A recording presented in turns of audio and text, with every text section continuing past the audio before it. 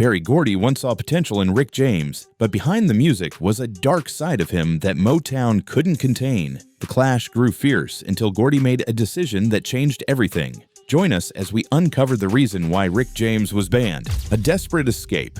In the early 1960s, a young boy from Buffalo, New York, began a journey that would change his life in ways he never expected. James Johnson, who would later be known as Rick James, was only 15 when he decided to join the United States Naval Reserves. He was not driven by a sense of duty or patriotism, but rather by a plan suggested by a friend. That friend told him enlisting could help him avoid being drafted. Wanting to escape that possibility, the teenager lied about his age and signed his name. He thought he had found a way out, but his friend forgot to tell him that there was a catch. The commitment required him to attend meetings twice a month, and James, who already had a reputation for skipping classes at school, failed to keep up with this duty. Because of his absence, the Navy placed him on active duty almost immediately. By August of 1964, the call for active service arrived. Instead of following orders, James had other plans. He ran away from the United States and crossed into Canada, eventually reaching Toronto, Ontario. Unfortunately, he didn't have a smooth beginning there. Not long after his arrival, he found himself caught in a fight on Yonge Street. Things could have ended badly for him,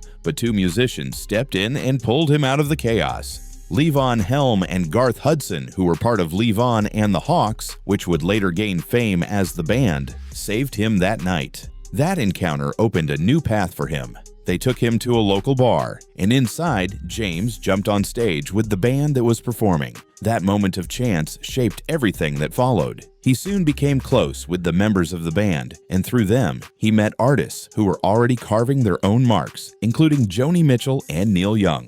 James, still moving under different names to avoid being caught by the Navy, used the name Ricky James Matthews at this time. With Neil Young, he formed a band. They first called themselves the Sailor Boys, but before long they chose a new name, the Mina Birds. James handled the vocals and played some harmonica, while Neil Young filled the songs with guitar work that was both melodic and unusual. Their partnership was unexpected but striking. James leaned on his background in rhythm and blues, writing lyrics that carried raw emotion and energy.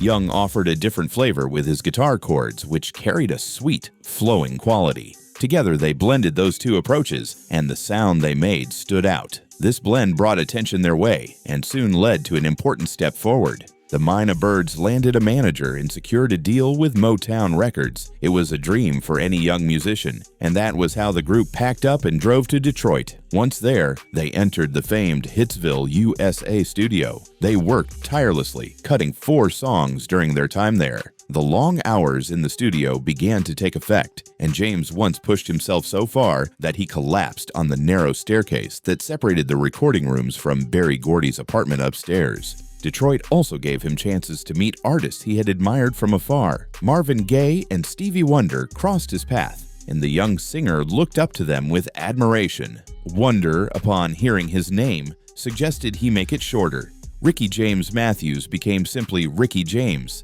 and later that would evolve further into Rick James.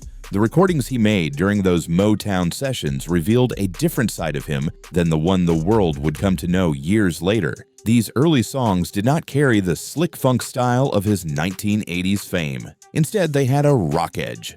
On It's My Time, his voice carried a raw, rough warmth, textured and scratchy like old fabric.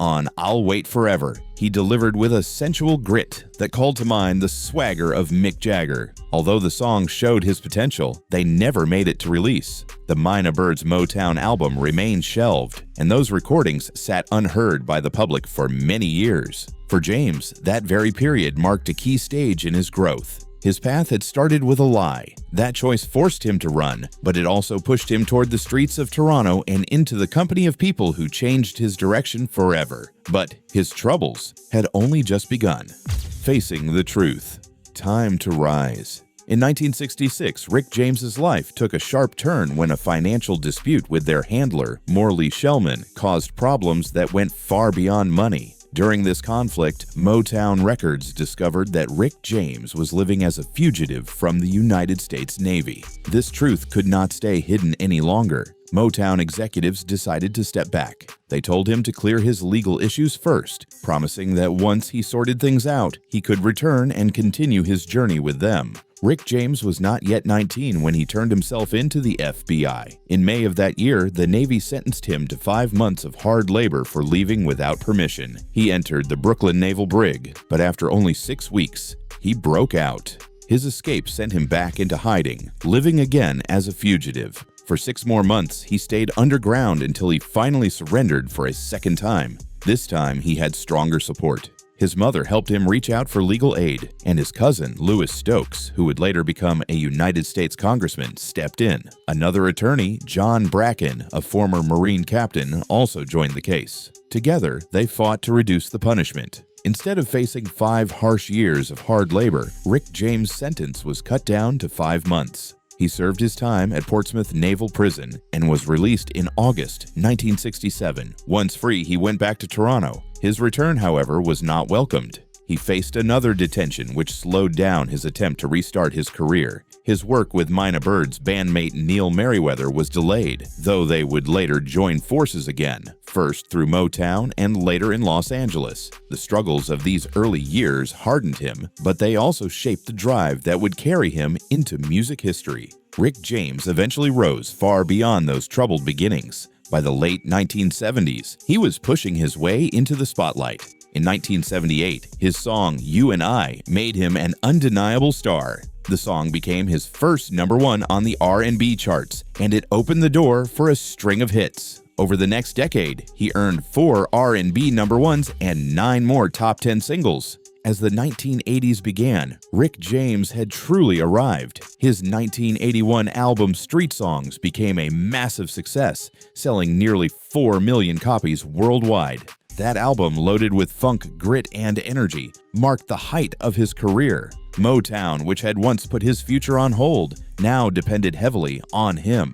Rick James became the driving force behind Motown's resurgence in the early 1980s, both commercially and critically. His ability to mix rock with funk gave birth to a new sound that he himself called punk funk. The label fit perfectly, capturing the raw edge and rebellious energy of his music. His achievements did not stop there. Albums like Come Get It, Throwin' Down, and Cold Blooded also gained gold certifications in the United States. His music reached across genres, pulling in listeners who wanted funk, soul, or rock. He knew how to grab attention, and he knew how to keep it. Yet, before all this success, Rick James had been restless. Even while learning the craft at Motown, he grew tired of the rules, the competition, and the control. He wanted something bigger. He wanted to make rock and roll, to push boundaries instead of staying within them.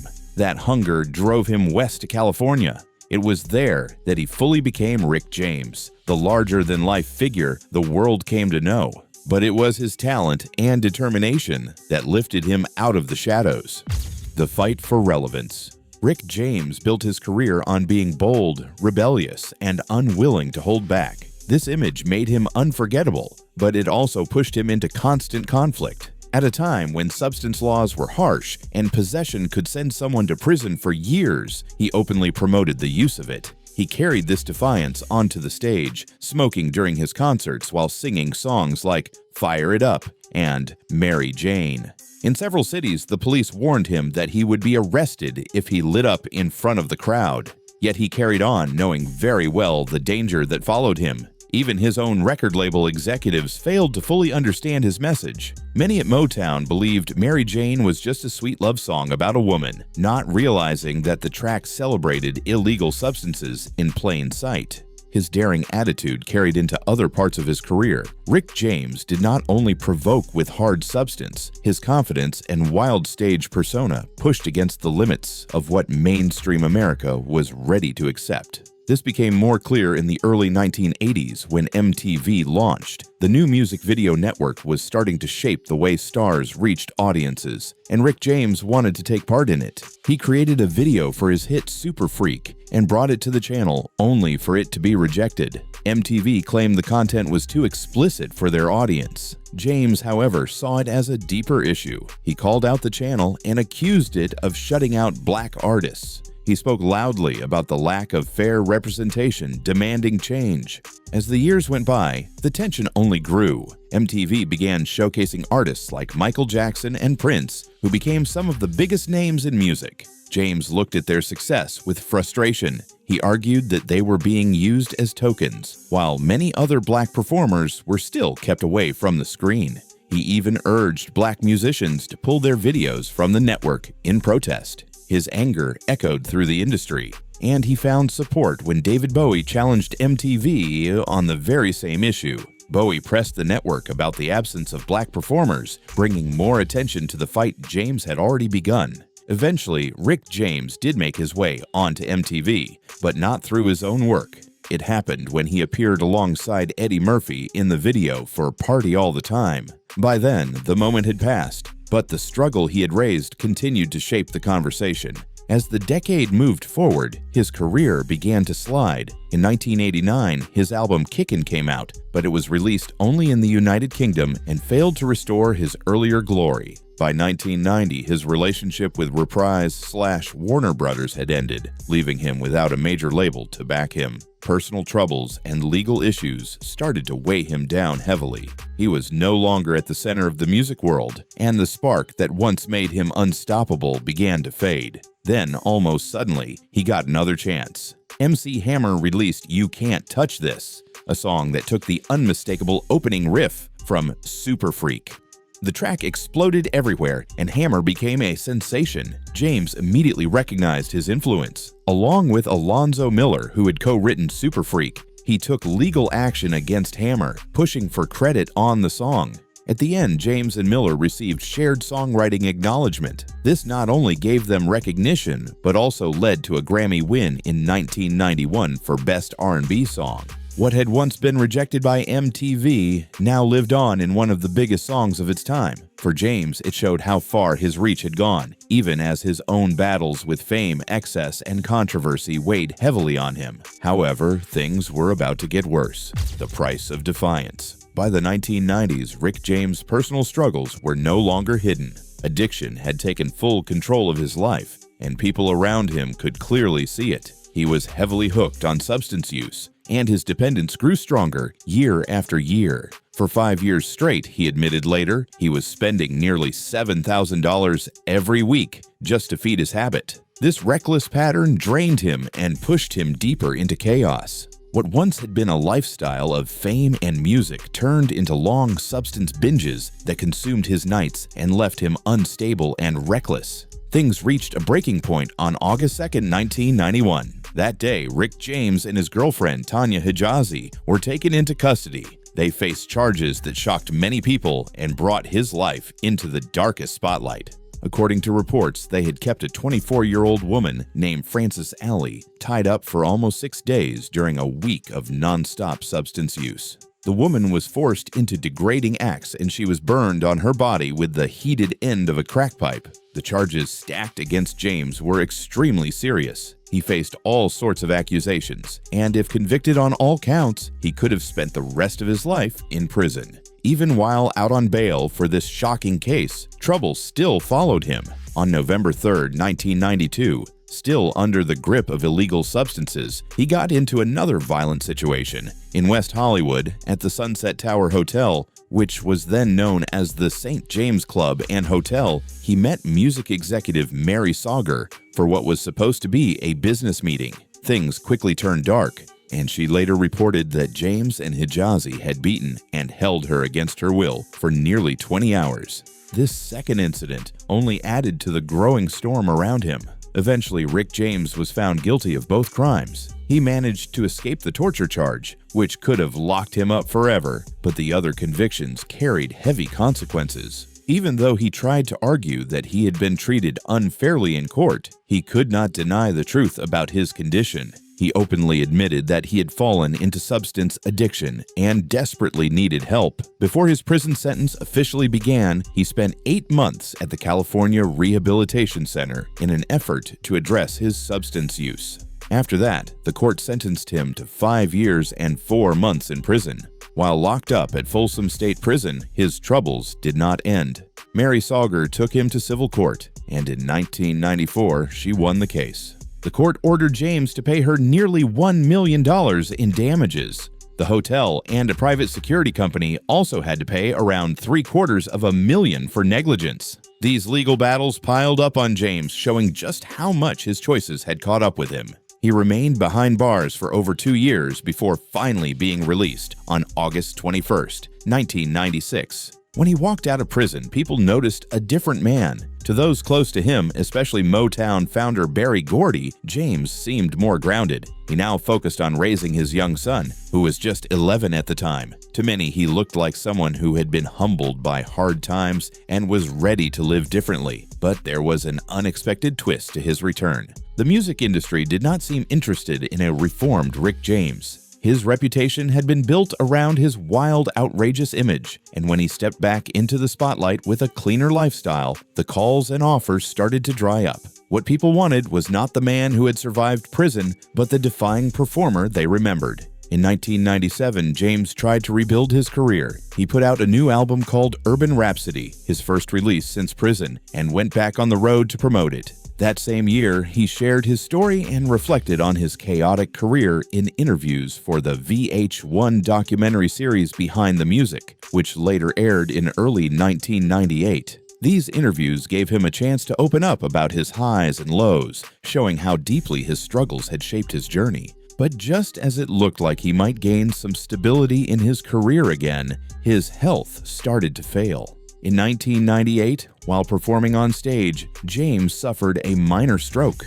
This medical setback slowed him down once again and made it hard for him to fully return to the level of energy he once had. By this point, Rick James's story had become one of extremes. His addictions, his legal troubles, his financial penalties, and finally his health problems painted the picture of a man who had fought against his own demons for decades.